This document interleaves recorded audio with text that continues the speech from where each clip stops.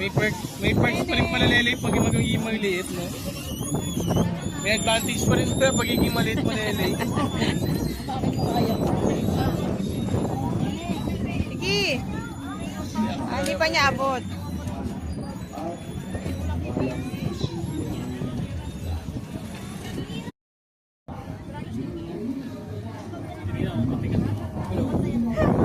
Tingnan ko matigas ang gulong. Checking tires. Nakalapit na to. Mamaya nga, pagkatapos pa nga ano, no? Bakit? May oras po to, no? Oo, bibip daw naman eh. Bibib.